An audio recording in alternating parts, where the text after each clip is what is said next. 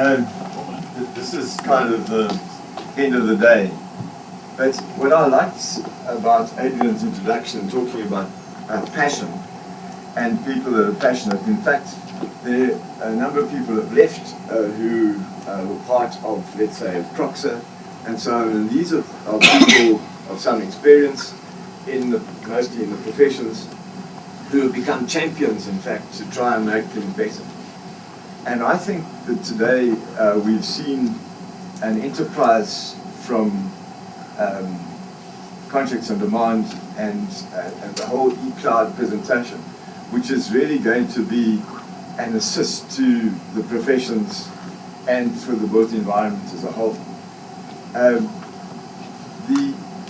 It's easy enough to speak about outcomes. It was interesting to see that in those figures that Cliff presented on fees, that the reduction was 38% from a notional fee which comes from the fee guideline and a fee that the market is trying to drive towards. This comes at a time, in fact, when the built environment professions are faced with an enormous change. The change is quite startling. Between the Consumer Protection Act, the Occupational Health and Safety Act, the new National Building Regulations, and in particular XA that Peter lectures on so superbly, it's now required of people to do solar heat gain calculations and to determine what the energy usage of their building will be up front.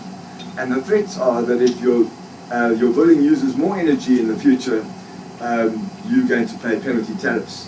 And if people aren't paying their professionals properly, they can't expect them to come up with the new solutions that they really should be providing.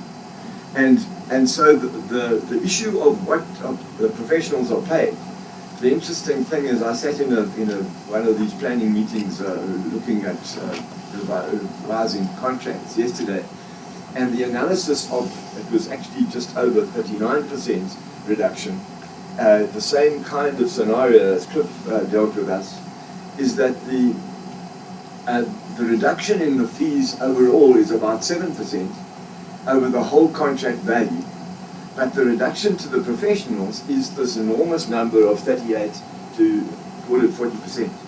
And the profitability in the professions is probably not much more than 20%. You know, I come from big practice. Now I'm a one-man show. I'm not a director, Tom. I'm a sole proprietor. I direct myself. And we said 40% salaries, 40% overheads, and 20% profit. And the largest, and we did analysis paralysis in our business, and the largest percentage I ever made on a decent-sized project of 26,000 square meters, which is not a small project, was 26%. And that's in the market and driven by market forces. So I think Cloud9 contracts on demand are really to be congratulated on what they're doing.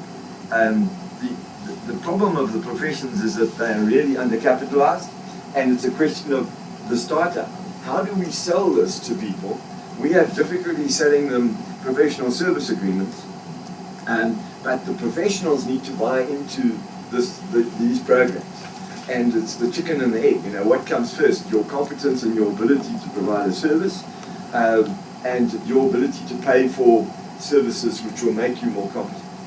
And I think that we have to workshop this the way Peter does across the architectural profession in particular, and I think we can spend some time doing that. We have workshops planned for later in the year, and it is really something that needs to be driven. But I think this is something that you to be congratulated on. Well done.